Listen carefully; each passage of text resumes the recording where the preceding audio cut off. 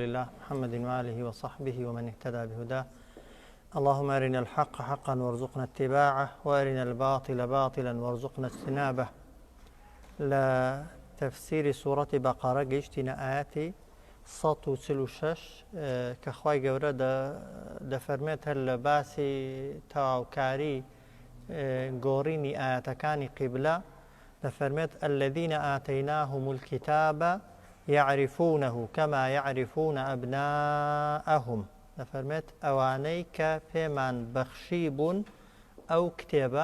کتێبەی کە خوا بۆی ناردەبوون کە تەورات بۆ جوولەکەکان و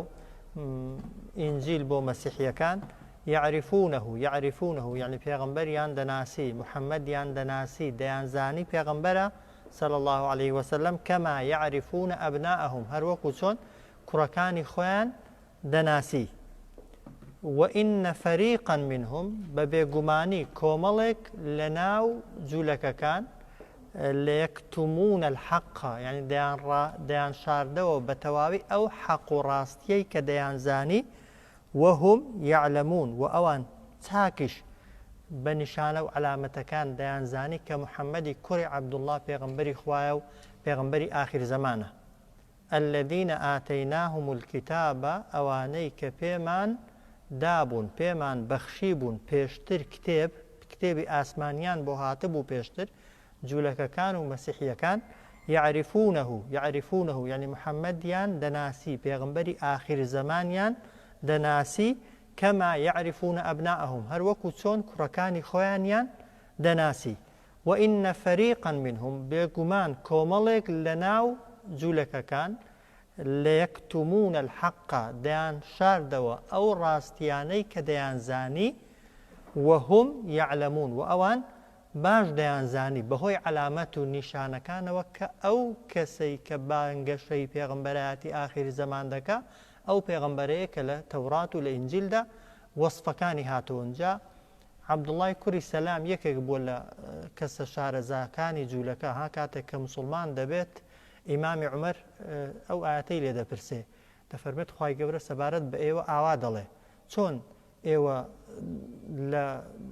پێغەمبەرایەتی محەممەد هێندە دڵنیان زیاتر لەوەی کە لە کوڕەکانی خۆتان دڵنیان دەڵێ بێگومان هەموو جوولەکەیەک وایە ئەوەی کە ئیمانی بە تەورات هەبێت و تەوراتی خوێند بێتەوە علامەت و نیشانەی پێغەمبەری ئاخر زەمان هێندە بەڕوونی لە تەوراتدا باس کراون کەس گومانی لە پێغمبەری ئاخر زەمان نییە، بەڵام هەموو جوولەکەیەک گومانی لە منداڵەکەی خۆی هەیە کە مەترسی ئەوەی هەیە خێزانەکەی خیانەتی لێکردبێت و منداڵەکە کوڕەکەی خۆی نەبێت. بۆیە تەمان جوولەکەکان و مەسیحیەکان ئەوەی کە ئیمانی بە تەورات هەبوو بێ پێشتر ئیمانی بە ئینجیل هەبوو بێت جاریکەش باسمان کردووە علامەت و نیشانەکانی پێغمبەری ئاخر زەمان هەمووی بەوردی باس کرابوون پێش ئەوەی پێغمبەر بێت و کەسێک بڵێ من پێغمبەری ئاخر زەمانم هەموو دەیانگوت پێغمبەرێک دێ ئەوە سیفەتیەتی ئەوە شکڵیەتی ئەوە شێوەیەتی ئەوە ناوەکەیەتی، بەڵام کە هات و لەوان نەبوو ئەو جار کەوتنە دژایەتی کردنی ئەو پێغمبەرە صلی الله عليه وسلم. جا دەفەرمێت الحق من ربك ڕاستی لەلایەن پەروەردیگارتەوەی ئەی محەممەد صلی الله عليه وسلم فلا تكونن من الممترين تۆ لەو کەسانە نەبی کە دەکەویە گومان و دوودڵی. الحق من ربك راستي أويك پروردگار دينيري راستي أويك خوا ديلي فلا تكونن من الممترين تو لو كسان النبي كدكويك گمان لپیغمبراتي خوت يا لدينكي خوت يا لراستيتي خوت كأو آتش تمان تدقيني أو شتيك اگر فرماني خوا بيت يا فرماني پیغمبر بي صلى الله عليه وسلم کە یەقینت هەبوو تۆ بە دوای فەرمانی خوا کەوتووی یا بە دوای فەرمانی پێغمبەر کەوتووی صلی الله عليه وسلم با هەموو خەڵکیش دژت بێ، با هەموو خەڵکیش پێچەوانەت بێ، ئینسان نابێ لەو یەقینەی کە هەیەی لەو دڵنیایی کە هەیەی پەشیمان بێتەوە بە قسەی خەڵکی یا بەوەی کە قەناعەتت پێ ناکە. زۆر جار پرسیارێک زۆر کەس دووبارەی دەکاتەوە جاری وا هەیە تۆ بە یەقینی پێشتر باوەڕت پێی بووە، بەڵام بەهۆی ئەوەی کە خەڵک ئیمانی پێی ناهێنێ جاری وە تۆ لە ڕاستیەکەی خۆت دەکەویە دوودڵی تۆن بە هیچ شێوەیەکی ناکرێ. محەممەد صلی الله عليه وسلم ئەگەر لەسەر زەویدا یەک کەس ئیمانی پێ نەهێنا با هەر پێغمبەر بوو، ینی تۆ بەوەی کە خەڵک بە قسێت دەکا یا بە قسێت ناکا قەناعەت بە جوابەکەی تۆ دەکەن یا قەناعەت بە جوابەکەی تۆ ناکەن بەوەی ئەتۆ لە حەق و نەحەقی یعنی ناشورەی بۆیە زۆر جارەها کە پرسیارێک لێ دەکەن دەکرێت بەس لە بەرخاتری ئەوەی قەناعەتت پێ بکەن ڕاستیان پێ نەڵێ بەس دەکرێت لە بەرخاتری ئەوەی بڕوات پێ بکەن ئاەتێکی تەویلکەی یعنی تەفسیریکەی بەهاڵا یان ئاەتێکی باز نەکەی یان ئاەتێکی پشتگوێ خەی و ئیهمالیکەی بێگومان نا الحق من ربك ڕاستی لەلایەن پەروەردیگارتەوەیە فلا تكونن من الممترين تۆ هەرگیز لەو کەسانە نەبی کە دەکەونە گومان و دوودڵی چونکە گومان هەبوون لە پێغەمبەرایەتی محەممەد صلی الله عليه وسلم و لە هەر ڕوکنێکی دیکەی ئیمان یەکسانە بە کوفر ها ئەو کەسەی کە دەڵێ قیامەت دنیا یا پێغەمبەر دەبێ ڕاست بێ یا ڕاست نەبێ وەکو یەکوانە ها دەبێ ئینسان لە بابەتی عەقیدەیدا یەقینی هەبێ جاخوا دەفەرمێت ولكل وجهة هو موليها ولكل يعني هەر گەلێک هەر نەتەوەیەک هەر شوێن کەوتەی پێغەمبەرێک لە پێشووتردا وجهة يعني ڕووگەیەکی هەبوو ئاینێکی هەبوو هو موليها کە ئەو کەسە کە ئەو گەلە ڕووی لەو ئاینەی خۆی یا ڕووی لەو قیبلە و ڕووگەی خۆ دەکرد ولكل وجهة هەر نەتەوەیەک هەر گەلێک لە گەلەکانی پێشوو ڕووگەیەکی هەبوو هو موليها کە ئەو گەلە ڕووی دەکردە ئەو ڕووگەیە ئەو قیبلەیە فاستبقوا الخيرات ئێوە ئەی ئیماندارینە خۆتان بەوانەوە مەشغوڵ مەکەن فاستبقوا الخيرات يعني پێش بڕچێ بکەن پەلە بکەن لە ئەنجامدانی هەرچی چاکە هەیە فاستبقوا يعني پێش بڕچێ بکەن مسابقە بکەن کێبەرچێ بکەن لەسەر ئەنجامدانی هەرچی چاکە هەیە گرنگەوەیە ئەوەی دەیکەی چاک بێت چاکەکە گەورە بێ یا بچووک بێ جۆرەکەی چ چاکەیەکە و نەوعەکەی چی گرنگەوەی ئەوەی دەیکەی چاک بێ ئەینەما تەکوون یەئتی بیکم الله ئەینەما تەکوون ئێوە لە هەر شوێنێک بن لە هەر جێگایەک بن یعنی لە هەر جێگایەک بمرن لە هەر جێگایەک وەفاتکەن لە هەر جێگایەک بنێژرێن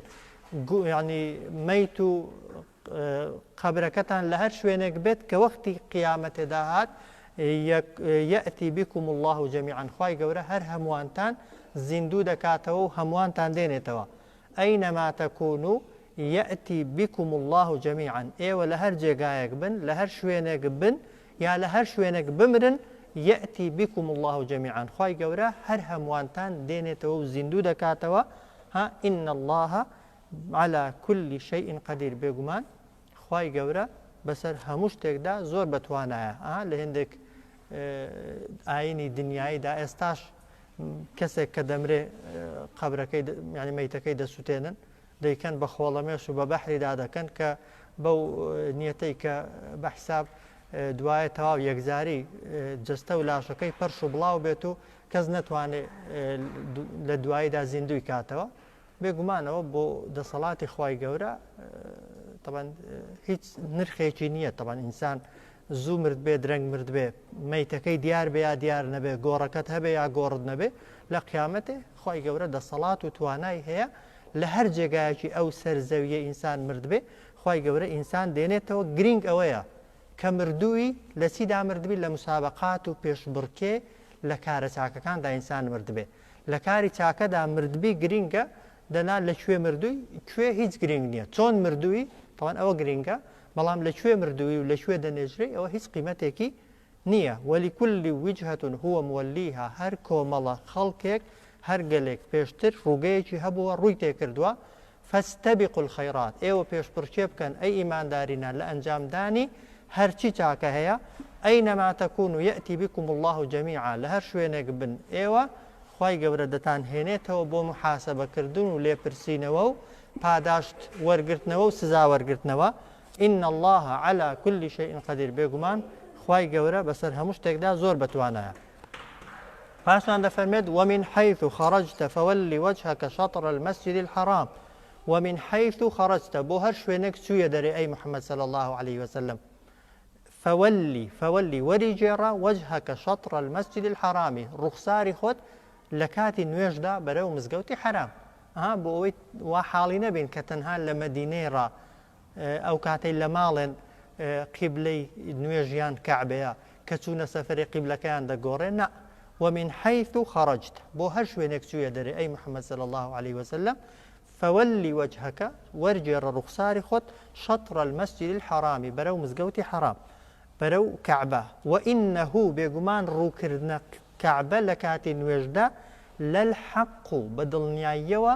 ڕاستیەکە و حەقێکە من ڕەبیکە لەلایەن پەروەردیگارتەوە هاتووە وئینەه بێگومان ئەو قیبلە و ڕووگە گۆڕینە لەلحەق و زۆر ڕاستە من ڕەبیکە لەلایەن پەروەردیگارتەوە قەرارەکە دراوە و بڕیارەکە دراوە وما الله بغافل عما تعملون وەخوای گەورەش بێ ئاگانیە لەو کار و کردەوانەی کە ئێوە دەیکەن چاکە بکەن خوا هەر ئاگای لێیە ها خراپە بکەن خوای گەورە هەر ئاگای لێیە ومن حيث خرجت دیسان تأكيدي دەکاتەوە خوای گەورە دەفەرمێت بۆ هەر شوێنێک چوویە دەرێ فولي وجهك شطر المسجد الحرام وەری جێڕە ڕوخساری خۆت لە کاتی نوێژدا بەرەو مزگەوتی حرام و بەرەو کەعبە ئەو بۆ پێغەمبەر صلی الله عليه وسلم وحيث ما كنتم وئێوەش ئەی ئیماندارینە لە هەر شوێنێک بوون لە ماڵێ بوون یا لە سەفەرێ بوون لە شاری خۆت بوو یا لە شاری خۆت نەبووی فولوا وجوهكم وەری جێڕن ڕوخسارتان دم و چاوتان جەستەتان لاشەتان شەطڕەه بەرەو مزگەوتی حرام بەرەو کەعبە لە کاتی نوێژدا بۆچی طبعا خوای گەورە ئەو هەموو جارە قیبلە گۆڕینەکەی دووبارە دەکاتەوە لەبەر ئەوەی مسلمانان پێشتر تەنها لەسەر ڕووکردنە طبعا قودس ڕاهێنرا بوون کە طبعا قودس ئەوەی کە ئێستا طبعا حەملەی لەسرە ڕووگەی یەکەمی ئیمانداران بووە و ڕووگەی پێغەمبەرانی پێشووتریش بووە و ماڵێکی مقدس و پیرۆزیشە لای پێغەمبەر صلی الله عليه وسلم و لای ئیماندارانیش و جوولەکە و بتپەرستەکانیش طبعا تانە و تەشەری زۆریان لە ئیمانداران دەگرت گوتمان پێشتر کە قیبلەیان نەگۆڕی بوو دەیانگوت ئەگەر دینی تازەتان بۆ هاتووە ئەی بۆ قیبلەی تازە قیبلەی سەر بەخۆتان نییە کە قیبلەکە گۆڕا دەیانگوت باشە ئەگەر محەممەدیش وەکو موسا و عیسای پێغەمبەرە بۆ ڕوو لە هەمان ئەو قیبلەیە ناکە کە پێغەمبەرانی پێشووتر ڕوویان تێکردووە جا خوای گەورە بۆ ئەوەی ئیمانداران تووشی قەلەق و دوودڵی نەبن چەند جارێک باسی ڕووەرجێڕان دەکا بۆ ئەوەی یەقینیان هەبێ کە ڕووکردنە قیبلە کەعبە ماڵی خوای پەروەردیگارە چونکە ئێمە طبعا نە قودس ها لە خودی خۆیدا هیچ پیرۆزیەکی هەیە نە کەعبەش ها خودی کەعبەکە پیرۆزیەکە لەوەیدایە ها کە خوا پیرۆزی کردووە وایە ئێمە بۆچی بەیت المقدسمان لەکن پیرۆزە لەبەرەوەی خوا بە پیرۆزی داناوە وایە و کەعبەش بۆچی پیرۆزە ها لەبەرەوەی خوا طبعا بە پیرۆزی داناوە خوای گەورە نوێژی بەیت المقدس و ئەقسای بە گەورەتر حساب کردووە لە شوێنیکە و نوێژی حرەمی مەکەی پیرۆستر کردووە لە شوێنی دیکە هەندێک کاتی دیکە هەنە حەدیثمان هەیە بنمونەهاش دوور قەعات شەو نوێژ کە دەیکەی لە تاریکایی شەودا بینی خۆت و خوایە خۆ کەعبەش نییە وایە قودسیش نییە ماڵی خۆتە زۆر جار خێرەکەی زۆرترە لەو نوێژەی کە ئینسان لە کەعبەشدا دەیکە قەستم ئینسانی ئیماندار شوێن ئەمری خوای دەکەوێت خودی جێگا و مەکان و کەسەکان لای ئێمە پیرۆزیەکان لە جێبەجێکردنی ئەمری خوایە وەرگرتووە ئێمە بە ئەمری خوای ڕوو دەکەینە کەعبە بە ئەمری خواش دەچینە کەعبە تەوان بۆ عەمرەیە بۆ حەجە و بە ئەمری خوای لەکنمان پیرۆز بۆ دەنا لە ئەسڵی ئەوەدا هەموو سەرزەوی وەکو یەکە ئەگەر خوای گەورە شوێنێکی پیرۆزتر نەکرد بێ لە شوێنێکی دیکە بۆیە دەفەرمێت ومن حيث خرجت فولي وجهك شطر المسجد الحرام بۆ هەر شوێنێک چوویە دەرێ ئەی محەممەد صلی الله عليه وسلم ڕوخساری خۆت وەرجێڕە بەرەو مزگەوتی حرام وحيث ما كنتم فولوا وجوهكم شطرة ئێوەش بۆ هەر شوێنێک چوون ئەی ئیماندارینا ڕوخساری خۆتان وەرجێڕن بەرەو مزگەوتی حرام و کەعبە لئلا يكون للناس عليكم حجة بۆ ئەوەی لئلا يكون للناس بۆ ئەوەی خەڵکانی منافق طبعا خەڵکانی دووڕوو جوولەکەکان مەسیحیەکان ئیمان لاوازەکان قسەیان نەبێت لەسەرتان لئلا يكون للناس عليكم حجة بۆ ئەوەی خەڵکی بێدین یعنی خەڵکی بێئیمان خەڵکی ئیمان لاواز حجە و بەڵگەی نەبێ بەسەرتانەوە نەڵێ باشە ئەگەر دینی سەربەخۆتان هەیە ئەی بۆ قیبلەکەتان سەربەخۆ نییە ئەگەر پێغەمبەرەکەتان پێغەمبەری کۆتایە ئەی بۆ قیبلەیەکی تایبەتیشی نییە بۆی ئەو قسەیان نەمێنێ خوای گەورە ئەمری کرد کە ڕووی خۆتان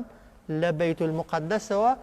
وەرجێڕن بەرەو مەسجیدی حرام لئلا يكون للناس عليكم حجة بۆ ئەوەی ئەو خەڵکانەی کە ئیمانیان لاوازە و ئیمانیان نەخۆشە بەڵگەیان نەبێ بەسەرتانەوە إلا الذين ظلموا منهم تەنها ئەو کەسانە نەبێ کە ستەمکارن ئەوانەی ستەمکارن یعنی ئەوانەی تاوانکارن ئەوانەی خەتاکارن یعنی چاوەڕێی ئەوە مەبن کەسی تاوانبار قسەتان لەسەر نەکا کەسی تاوانبار قەناعەت بە دەلیلەکانت کە قەناعەت بە بەڵگەکانت کە بۆیە مەرز نییە تۆ جاری وایە قسان دەکەی بۆ کەسێک ئەگەر کەسەکە قەناعەتی پێ نەکرد یعنی نەتوانی قەناعەتی پێ بکەیت یا بە قسەکانی تۆ قەناعەتی نەکرد مەرجە هەڵەکە لە تۆدابێ هێندێک جار دەگونجێ دلیلەکانمان معلوماتمان وەکو پێویست نەبێ وایە بە زۆر جار دلیل تەنها تەئسیر لە چێ دەکا لە کەسێک دەکا کە عەقڵی بەکاربێنێ هۆشی بەکاربێنی بیەوێت تێبگا کەسێکی تاوانبار و خراپەکار هێندێک جار تەنها مەبەستی عینادیکردن و وەک دەڵێ ئینکاریکردن و مناقەشەکردن و مەجلیسگەرمکردنە بەڵگەی بۆ بێنیەوە یا بۆ نێنیەوە قسەی بۆ بکە یا قسەی بۆ نەکەی جاری وایە هەر لەسەر قسەی خۆیەتی بۆیە خوای گەورە کە بڕیاری گۆڕینی قیبلەی داوە بۆ ئەوەی خەڵکە عاقڵمەند و هۆشمەندەکە قسەیان نەبێ بەڵام کەسی کە تاوانبارە و خەتاکارە قسە دەکە یان ناکە ڕەخ نەدەگرێ یان ناگرێ ئەو هیچ مشکلە نییە بە هەر ڕەخ نەبگرێت چونکە هیچ کاتێک هەموو کەس بە قسەی پێغەمبەریش قەناعەتی نەکردووە وایە خۆ لە قسەی پێغەمبەر حەقتر نەبوون وایە هیچ قسەیەکی نەکردووە بە وەحی نەبێ بەنیگان نەبێ اینجا ئەو حکمەتەی کە پێغەمبەر هەی بۆ صلی الله عليه وسلم ئەو نەرمونیانی و لێزانی کە پێغەمبەر هەی بۆ صلی الله عليه وسلم چێ هەیەی بۆیە مەرزنی ئینسان هەمیشە خۆی تاوانبارکە کە خەڵک گوێت لێ ناگرێ یا خەڵک بە قسەت ناکە یا بە قسەکەت قەناعەت ناکە هەندێک جار خەلەلەکە لە دڵی کەسی بەرامبەردایە دڵی بەرامبەرەکەت قوفڵی پێوەیە قسەکە ناچێتە دڵیەوە نەک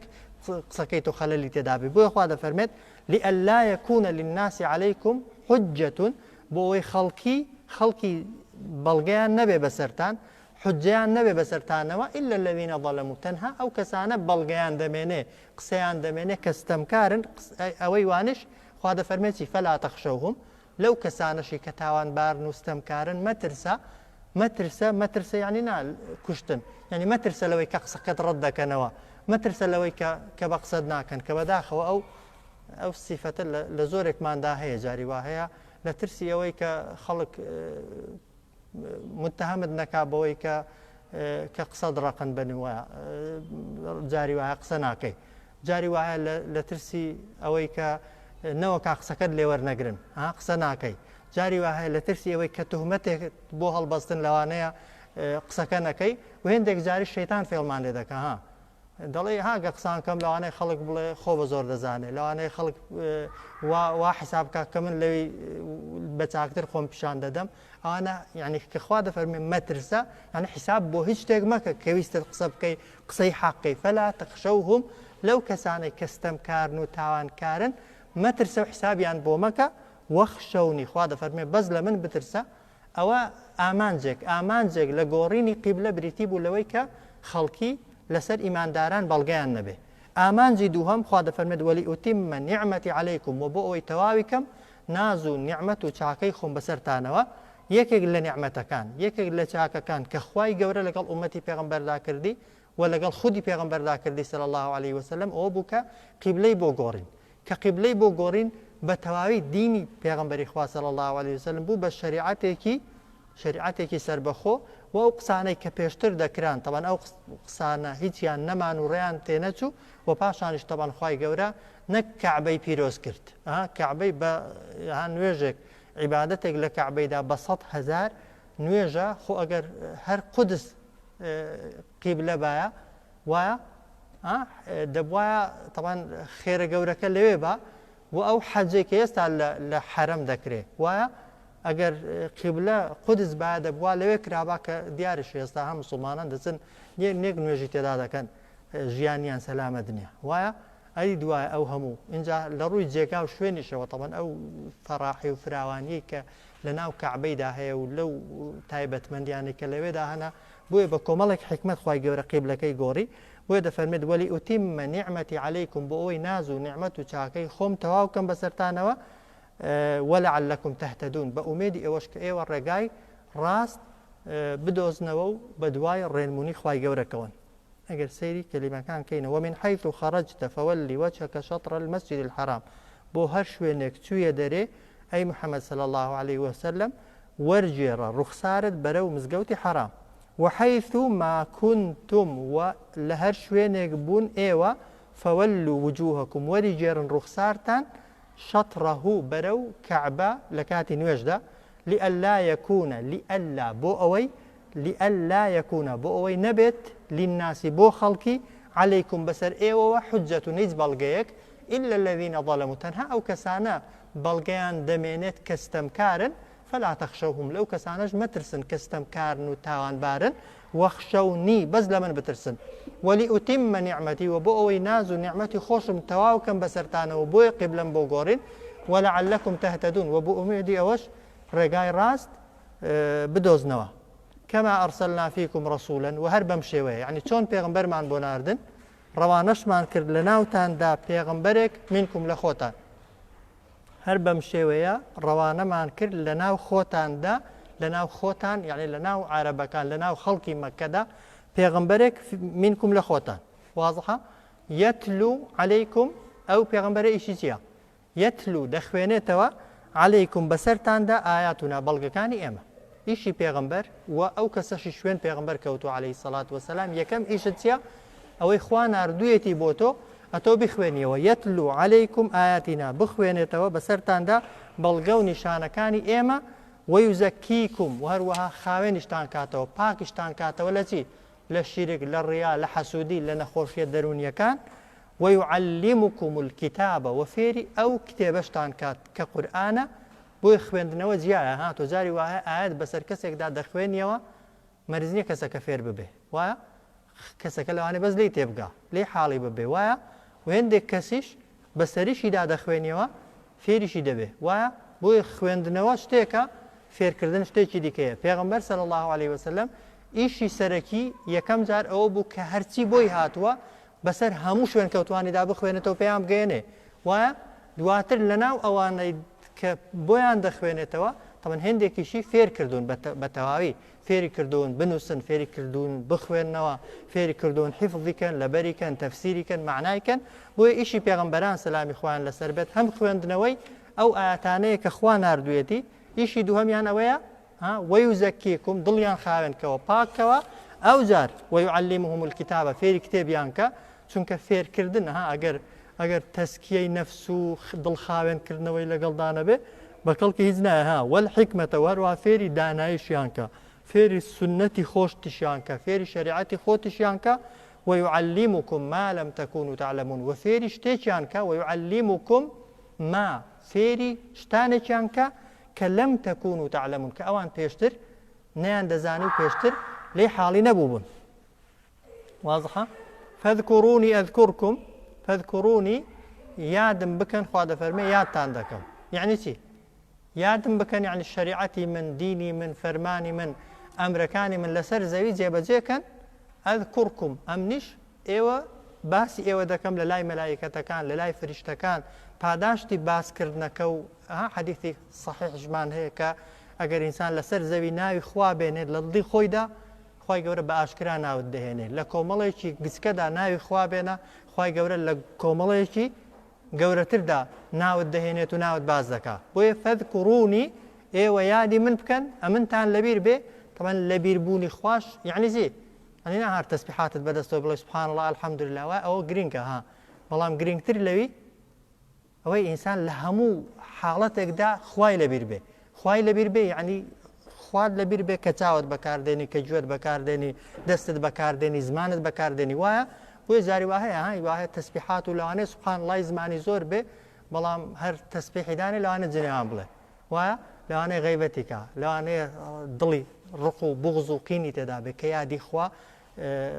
بەڵێ تەسبیحات و ذیکرەکە گرینگە بەڵام گرینگتر ئەوەی کە دەڵی یادم بکە یعنی ئەمنت لەبیر بێ وایە ئەمنت لەبیر بێ ئەمنم یعنی لە ترسی من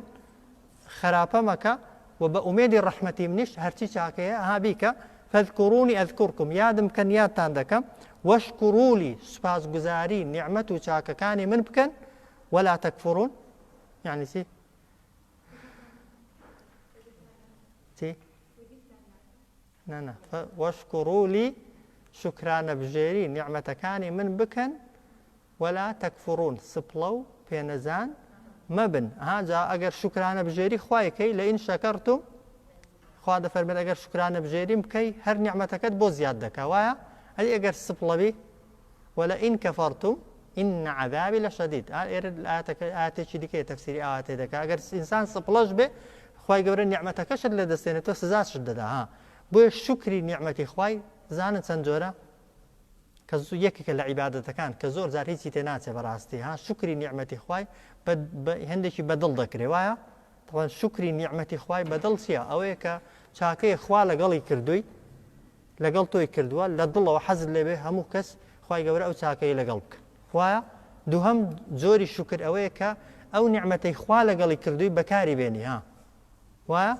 بەکاری بێنی لە باشەدا دەستە دەستێکی ساغ و سەلامەتت هەیە یارمەتی خەڵکی پێ بدەی وایە چاوێکی ساغ و بینەری پێداویشتی چاکی پێ بخوێنیەوە وایە گوێشتی باشی پێ ببیستی وەلحاصڵ عیلمی پێداوی زانستی پێداوی ماڵی پێداوی بەکاری بێنی لە کاری چاکەدا شکرێکیش هەیە بە طبعاً ئەوە بە زمان دەکرێت ئەوەیە کە لە هەر چاکەیەک هەستت پێکرد بڵێ چی الحەمدولله سوپاس بۆ تۆ خوای گەورە وەلە ئین شەکە فەذکوڕونی ئەذکوڕکم یادم بکەن ئەی ئیماندارینە یادتان دەکەم وایە وەشکوڕولی سوپاسگوزاری نیعمەت و چاکەکانی من بن ولا تەکفڕون سپڵە و پێنەزان مەبن. آخر ئاەت دەفەرمێت یا ئەیها الذین ئامنوا استعینوا بالصبر والصلاة ئەی ئەوانەی کە ئیمانتان هێناوە داوای کۆمەکی و یارمەتی و پشتیوانی بکەن لەخوا بەهۆی دوشتەوە بالصبر بەهۆی ئارامی و بەهۆی نوێژەوە کە لە شوێنی کە ژەوانەمان باسکردن کە هەموو ناڕەحاتی و ناخۆشیەک کە لە دنیادا تووشی ئینسان دەبێت بۆ ئینسانی ئیماندار ڕەحمەتە پێت خۆش بێ یا پێت ناخۆش بێ ڕەحمەتەکەی ببینی یا نەبینی وایە هەتا عقوبەکەشت یعنی عفو ئیمتیحانەکەشت تاقیکردنەوەکەشت سەختتر بێ بێگومان ئەجرەکەی گەورەترە جا لە دوو حاڵەت بەدەرنی ئینسان کە بەڵا و مصیبەتی دنیای توش دەبێ یا ئەوەتە هیچت نەکردو خی گەور هەر دەوێت پلت بەرزکاتەوە بەهۆی ئەوەی کە بتکاتە کەسێکی سابیر و ئارامگر چونکە پاداشتی ئارامگران خوا دەفەرمێ ئینەما یوەفە صابرون ئەجرهم بغیری حساب طبعاً پاداشتی قیامەتێک کردەوە یەک بە 10 یەک بە 100 وایە یەک بە 700 بەس ئەوەی کە ئارام دەگرێ لەسەر مصیبەت یعنی پاداشتەکەی بێژمارە بێ حسابە بۆیە ئەگەر هیچت نەکرد بێ خی گەورە پلت پێ بەرز دەکاتەوە ئەیگە غەڵەتێکت کرد بێ خی گەورە بەهۆی غەڵەتەکەیەوە تووشی مصیبەتی کردبی خی گەورە گوناهەکەت تاوانەکەت پێ ڕەش دەکاتەوە لە هەردوو حاڵەتەکەیدا ئینسان قازانج دەکات بۆیە ئەو حەدیثەی کە عەجەبەن لئەمری المؤمنین کە هەمومان دەیزانین کە پێغەمبەر دەفەرمێ سەرم سوڕماوە لە ئیش و کاری ئینسانی ئیماندار وایە ئەگەر ئیماندار ئەو عادەتێتی تووشی ناڕەحاتی ببێت چ دەکات ناڕەحاتی توش ببێ ئارام دەگری تەمان ئارامگری ئەوە پاداشتەکەیتی ئەی ئەگەر خۆشی توش بوو سوپاسگوزار دەبێت تەمان هەم ئارامگری پاداشتەکەی نەبڕاوەیە هەمیش ئەو کەسەی کە سوپاسگوزارە لە بەهەشتدا کۆشکەیە پێ دەوترێت کۆشکی حەمد کۆشتی ستایشکردن ئەوەی چاکەیە لە دنیای ئیستیفادەت لێ کردووە بەڵام بە ئیخوات زانیوە شکری خوا لەسەر کردووە لە بەرامبەردا خوا نیعمەتەکەشت بۆ زیاد دەکە ئەوەی قیامەتێشت دەداتێ بۆیە هەموو مصیبەتێک کە تووشی ئینسان دەبێت طبعاً ئەگەر بیر لە پاداشتەکەیکەوە هەر بە تەبیعەت لەسەرت ئەهوەن و قورس دەبێت یعنی سووک دەبێت و ئەو کاتەش ئەمە غەڵەتە زۆر جار کە تووشی ناڕەحاتی و ناخۆشی دەبێن یعنی ناومێدی دەمانگرێ جاری وایە لە ئیمانی خۆت دەکەویە گومان خوا دەبێت چم کرد بێ بۆ وام لێ دەکەی بۆ لە زیاتی هەموو هەیە بە زمانی ژوا دەڵێ و هەیە بە زمانی حاڵ وا دەڵێ کە سەحابە و پێشینەکان عکس بوون ئەو کاتەی نەخۆش نەکەوتون مصیبەتیان توش نەبووە کە سوکاری نزیکیان نەبردووە لە ئیمانیان کەوتونەتە گومان هەر بەڕاستی ئینسان چونکە مصیبەت و الأنبياء فالأمثل والأمثل پێغەمبەر دەفەرمێ مصیبەت و تاقیکردنەوەی پێغەمبەران گەورەیە ئەوجا چێ لە پێغەمبەرانەوە نزیکتر بە ئینسان کە هیچی توش نەبوو جێی گومانە نەگەگەر تووشی ناڕەحات بۆیە هەموو مصیبەتێک کە ئینسان بیر لە پاداشتەکەی بکاتەوە بەلایەوە سووکە بەڕاستی چونکە تۆ لە دنیاە ئەگەر هەڕێک بە ئاگری بسووتێنن 10 ساڵانیش هەر بە ڕوح کێشانەوە بی ئێستا ناگاتە یەک لە حەزەی گۆڕە و شارێک یا ئەو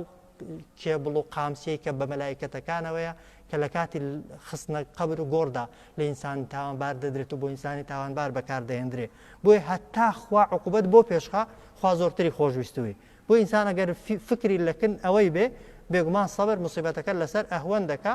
و حقیقەتێکی کەشەیە تەبەن هیچ مصیبەتێک تاسەر نییە و هیچ ناخۆشیەک تاسەر نیە ئینسان سەبری هەبێ بۆیە سەبر دەرگای یەکەمی کردنەوەی ناخۆشیەکانە دووەم نوێش ئینسان کە مصیبەتی توش بوو ناڕەحاتی توش بوو خەفەتت هەبوو مەراقت هەبوو بڕۆ بەڕاستی نوێژێکە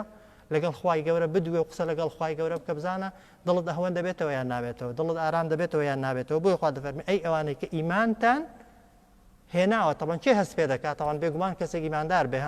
ئەی ئەوانەی کە ئیمانتان هێناوە ئیماندار چێە ئەو کەسە نیە نوێژان دەکات ڕۆژوان دەگرێ بەتەنها ئیماندار ئەوەی کە لە شەش ڕوکنەکاندا لە شەش پایەکاندا گرفتی نەبێ گرفتی یەقینی قەناعەتی دڵی نەبێ ئەی کە ئەوانە ئیماندارن داوای یارمەتی و کۆمەکی بکەن لەخوا بەهۆی سەبر و نوێژەوە ئین الله مع الصابرین بێگومان خوای گەورە لەگەڵ ئەو کەسانەدایە کە ئارامگرن خوای گەورە ئارامی و سەبرمان پێ ببەخشێ لەسەر ناخۆشی و ناڕەحەتیەکە